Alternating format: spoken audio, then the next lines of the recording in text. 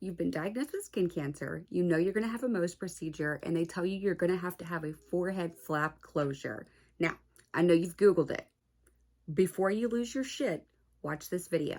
For anyone new to my channel, I am Jennifer, and when I was diagnosed with skin cancer, I had no clue what to expect. So I have made it my mission to find people like me and share our stories so we can help other people prepare should they find themselves in the same boat. If you want to hear my story, I'm going to link it up here, somewhere. It's going to pop up. Go ahead and click on it and give it a watch. This week, I was able to speak with Erin Riggsmith from the Dallas area, and I was thrilled to speak with her because when I Googled forehead flaps, because it was a possibility I would have to have one, I freaked out. And I told her that ahead of time. I was like, what you had to go through scared the shit out of me.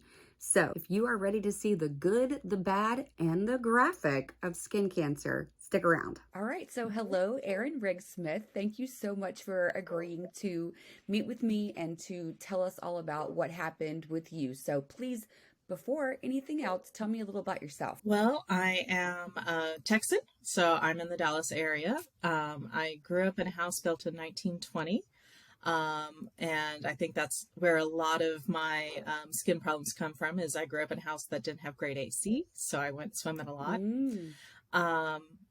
Nowadays, I'm mostly a nerd. I'm mostly on spreadsheets and at computer desks, so everybody's always surprised with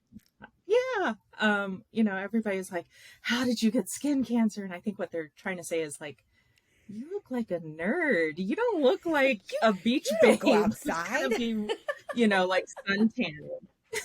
Yeah.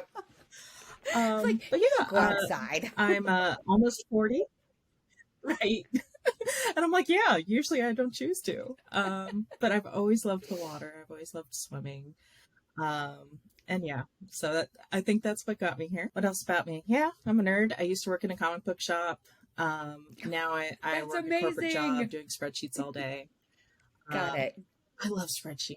I could really nerd out about them. You remind me of someone that I used to work with. Jenna, I love you dearly. She's out there. She loves like graphs and data and anything analytical. She owns it. Like, she loves it. I'm going to get started. And what I'm going to do is I'm going to show one of the pictures that you sent of, basically it starting out for you. A little cameo for my cat, Pepper. Oh, yeah. Yeah. You'll hear my dog barking in the background any minute. Okay. First of all, you're adorable. Okay, great. So this is a photo long before I knew I had anything. And you can kind of see a slight, it's hardly even noticeable, but there's a slight discoloration on my nose there. Yeah, right. It looks like across the lower bridge. Yeah.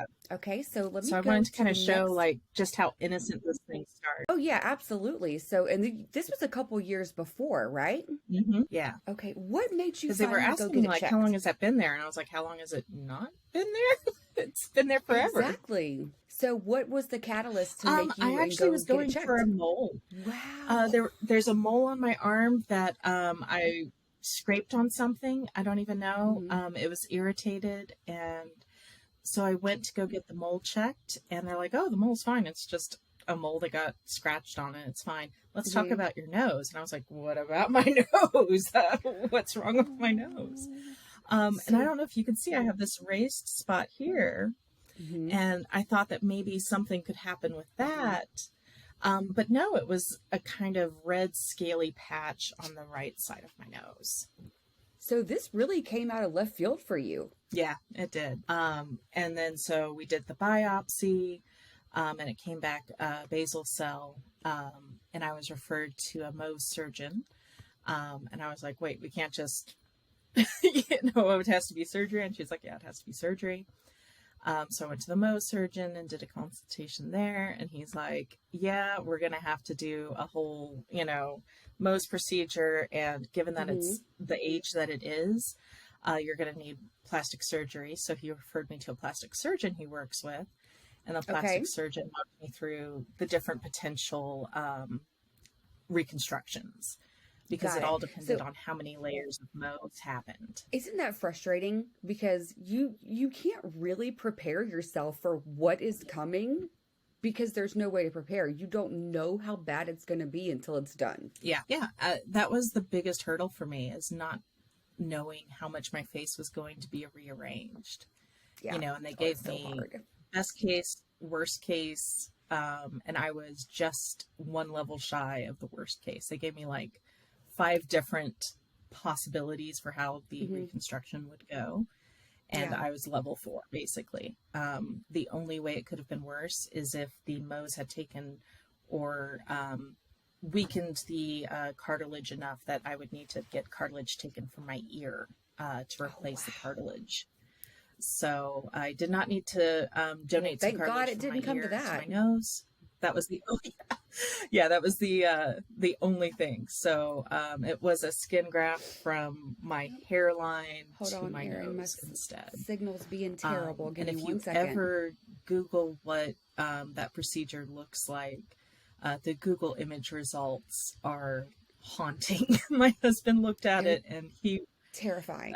We both mourned, yeah, there's a grief process. You have to kind of allow yourself to feel those feelings. So let's take a look at these 2 pictures. Immediately the picture to the right. We have, I'm sorry, my signal is so that bad is today. Me 1 day before surgery. Yeah, mine's kind of blinking in and out too. But yeah, the right is me feeling a little overwhelmed, honestly. That was 1 day before the removal. And I was trying to kind of point to exactly the problem spot because it looks so innocent. Yes, and the picture on the right is when I instantly knew that I liked you. Yeah, lots of feelings. Yeah, I can imagine. So let's get into some more. This is me when I first came home. So you can see the puffiness. The puffiness was very intense. And just absolutely seeping because it's an open wound. So they take the skin from here, and it was about the width of a finger. They leave it still anchored at the eyebrow, and they rotate it and arch it down to my nose. Okay. And so the sides and underside of that are flesh. That's not skin. That's flesh underneath the skin. And so it bleeds, it seeps, it was crusty, it was gross.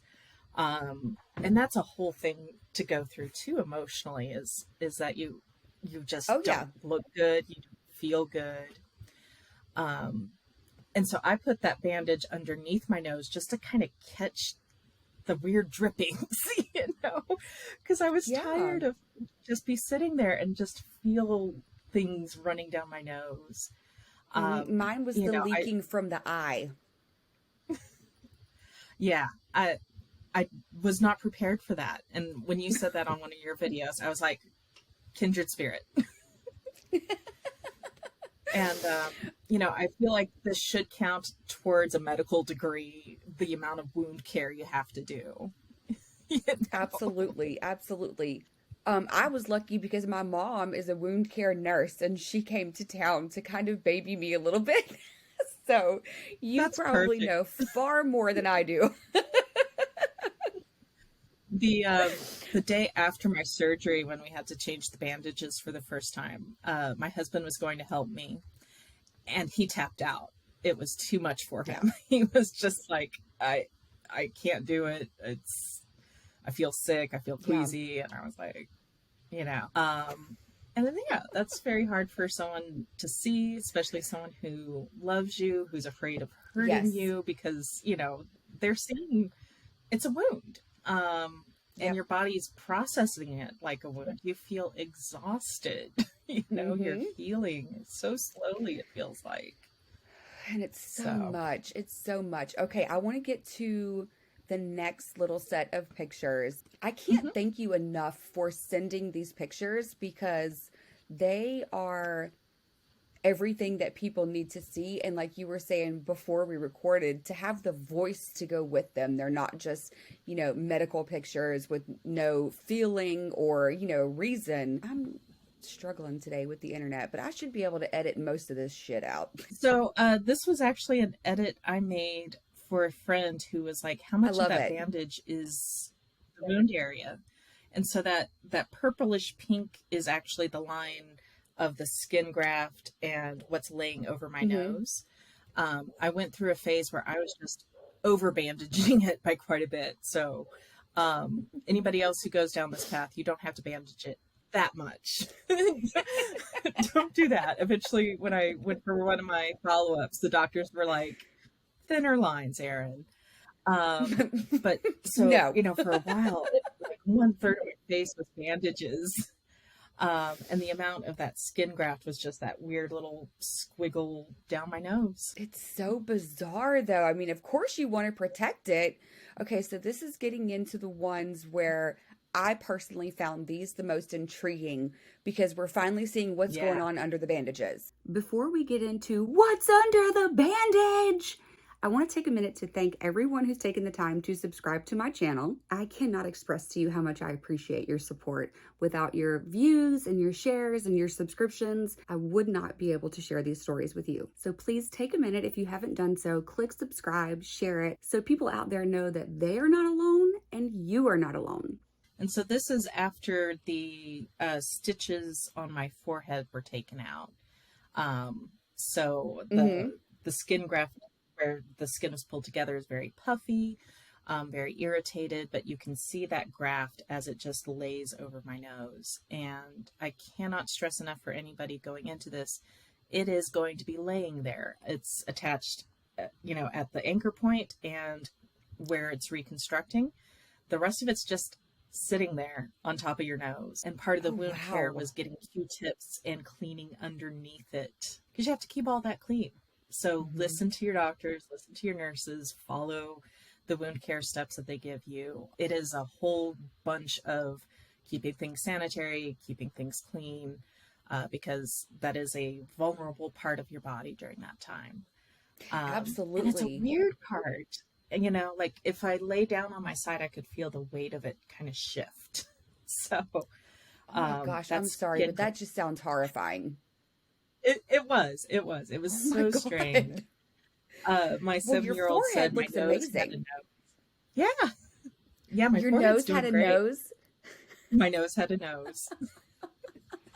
But yeah, it was this giant thing sticking off the front of my face. Absolutely. And like I said, again, you're the bravest person that I know for showing these pictures and, explaining what's going on, because once I looked at pictures of a forehead flap, I mentally and emotionally shut down. Like didn't want to go any farther. I was like, what the fuck is that?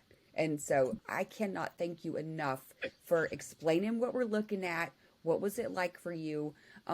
Because men as well, are going to want to hear this. Yeah.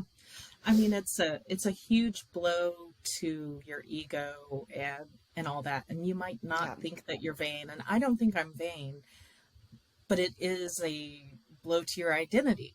That's rearranging the face you see in the mirror. And that's hard.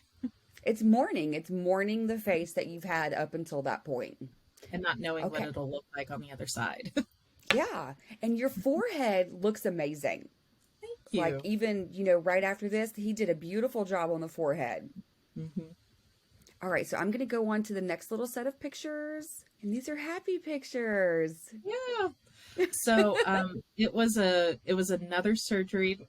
So I went fully under for them to take the skin graft to, I think it was called detrunking, to remove that flap. Okay. So the flap gone, bio waste now. I don't get it back. Absolutely. But so I had stitches there and here, and now those stitches are gone, and I'm just on silicone strips for the next 6 months or 6 weeks. That's 6 weeks. That's wonderful. It is astounding how amazing it looks once they detrunk you. That's a bizarre term. Once they detrunk you, I mean, this is what people need to see. It's incredible. Yeah. It's amazing. Yeah. And I don't think I mentioned my Mohs was 2 layers, and it went through the nostril. So the reconstruction rebuilt and repatched. Otherwise, I would have had more than a nose piercing's worth of hole through the nostril. So that's why I needed that skin graft. There's no spare skin on your nose to plug a hole when they start cutting. Noses Yeah. just don't have a lot Wow. of And you wiggle said room your to Mohs was pinch. was 2 layers? Okay, so you said that your Mohs was done in 2 layers. Hmm. Yeah, 2 layers, and it did go through the nostril. It exposed cartilage, but not enough to destabilize it, basically, to Okay, threaten the good. structural integrity. Isn't it crazy how if had that happened, they could have taken cartilage from your ear to rebuild that? Like I never even considered that. Yeah, and That's so like crazy. I was all worried about that too because if they had that, then that's wound care that I'd have to do next to my hair.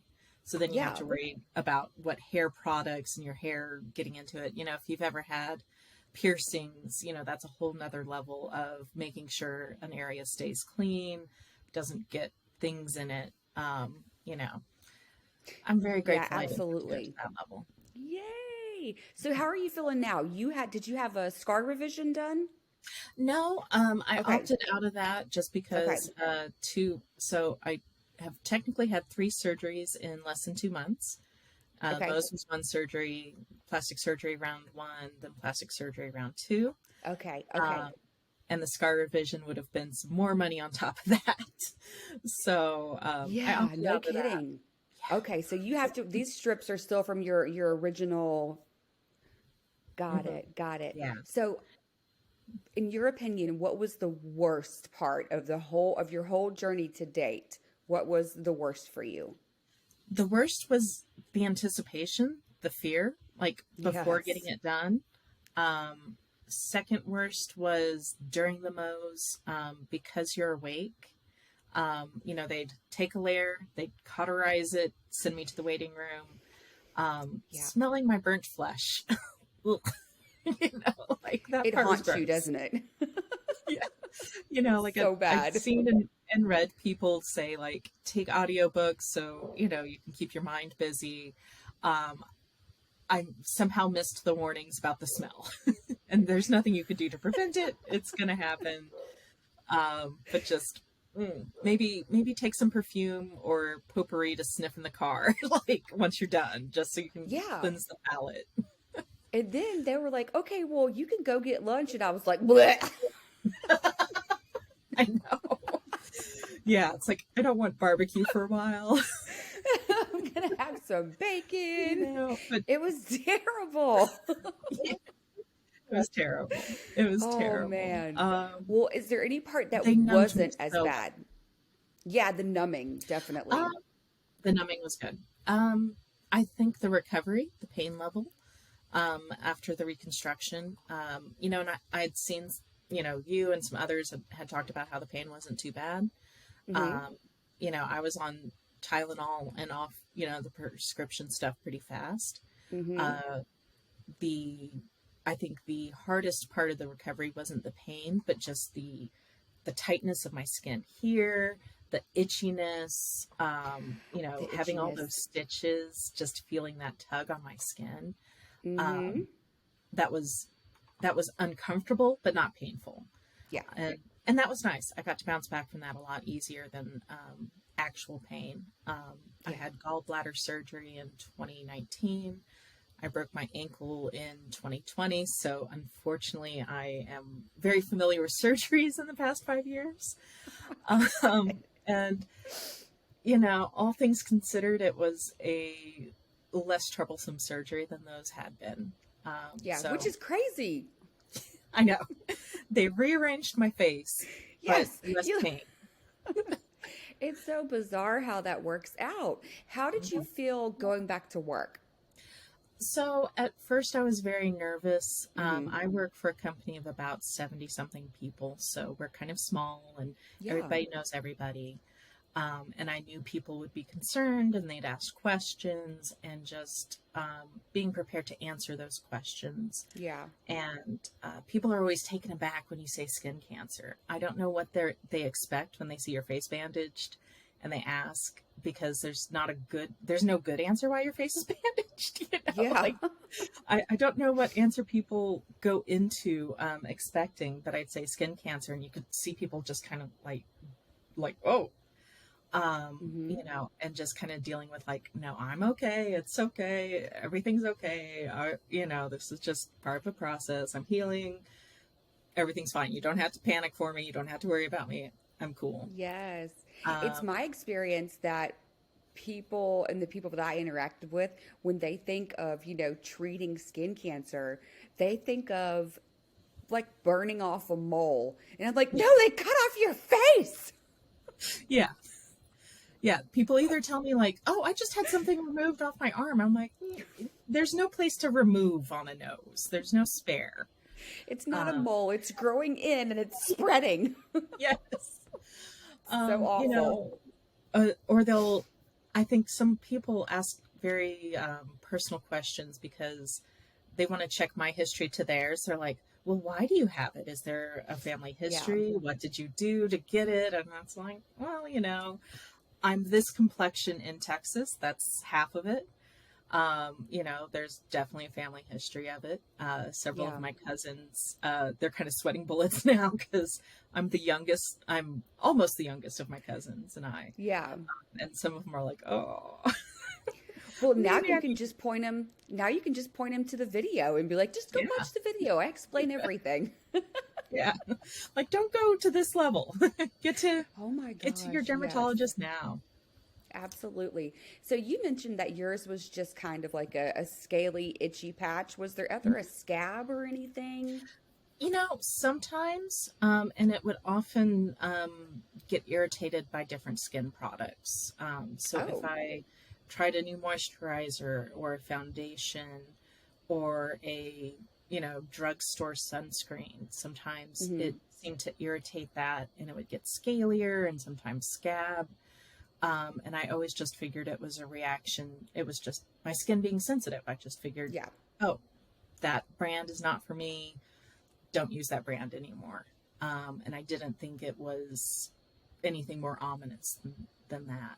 Well, yeah, because I Um, mean, you're fair complected like I am, and we always just assume that, oh, it's just because our skin's, it can't take it. We've got sensitive skin.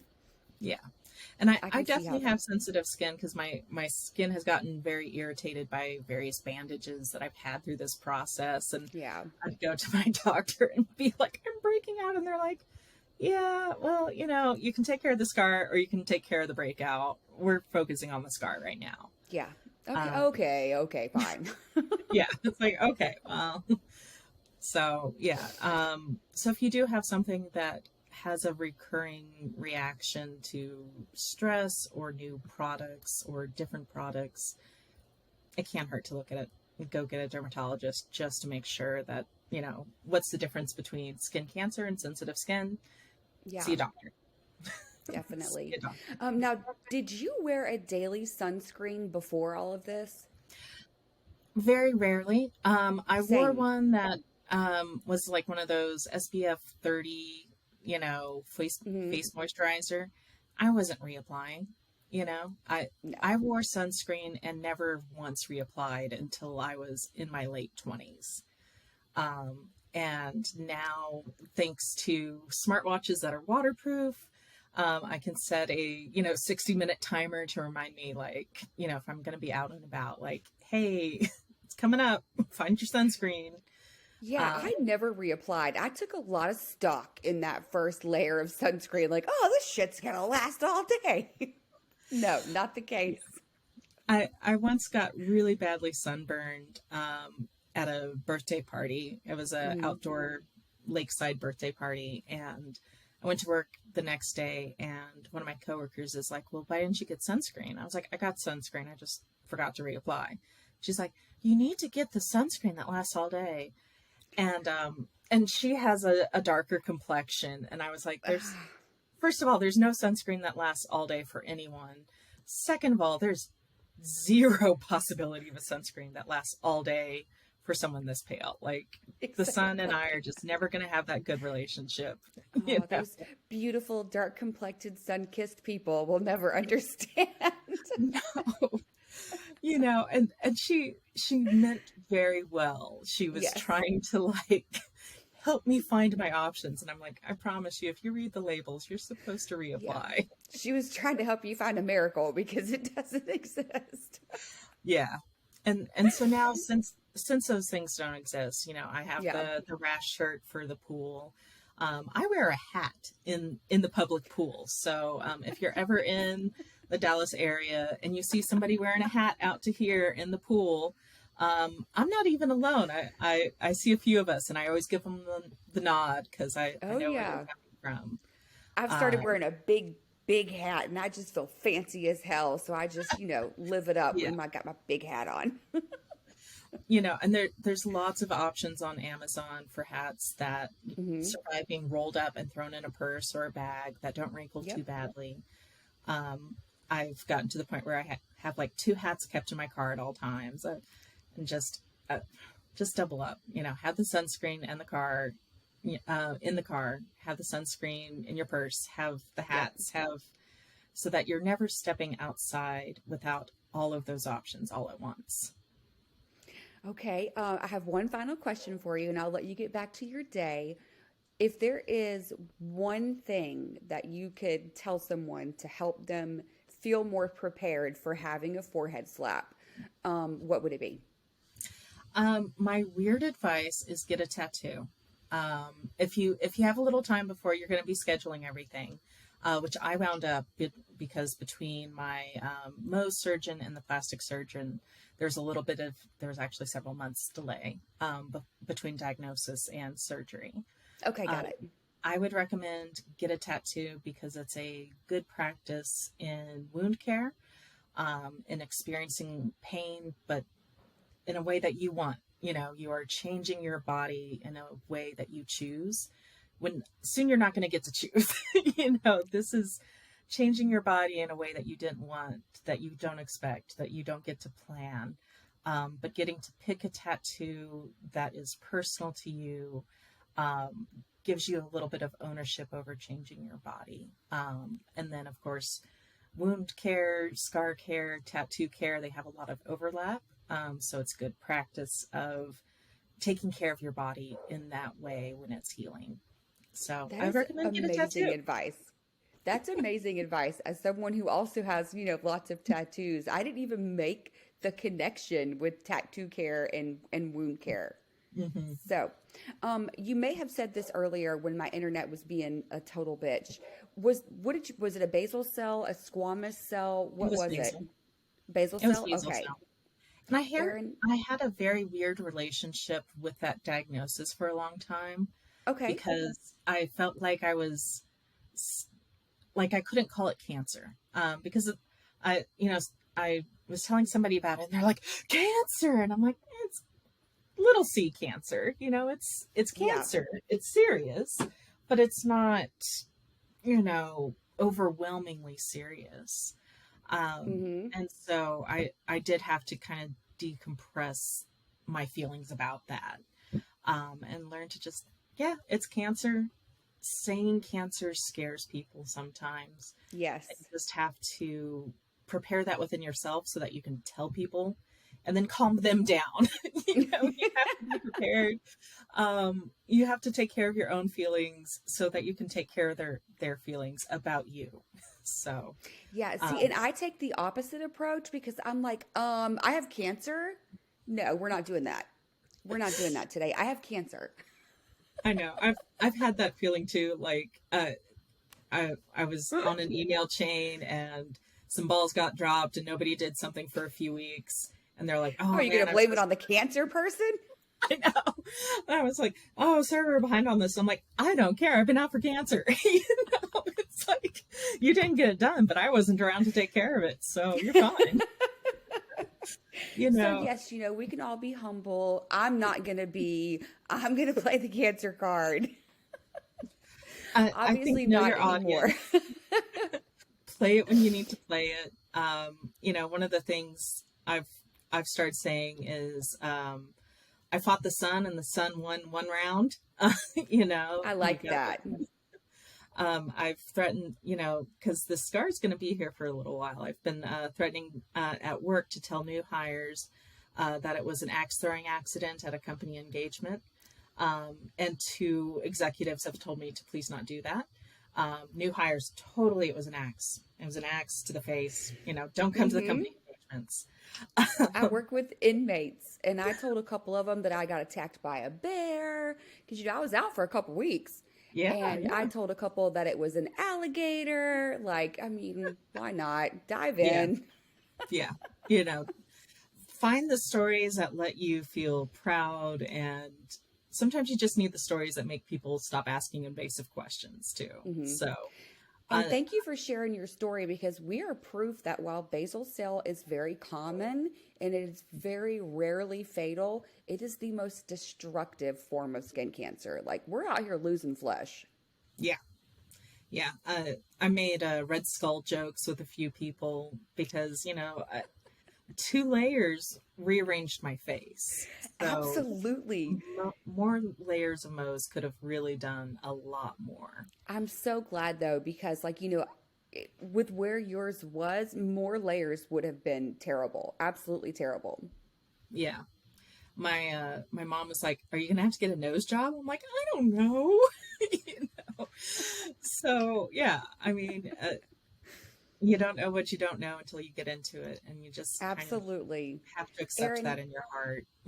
thank you so much for taking the time to talk with me today. I'm so sorry about the constant internet disruptions. Hopefully I'll be able to, tweak this in post when I start to do the editing. Thank you so much. I really appreciate it. No worries. It was great talking to you. Thank you for letting me join you. Please help me thank Erin for sharing her story by giving her some love in the comments below because it is not easy to put yourself and your pictures out there for the world to see. Thank you for stopping by. Please remember to wear sunscreen. And if you see a I cannot say that word, a suspicious spot, have it checked as soon as you can because time is flesh.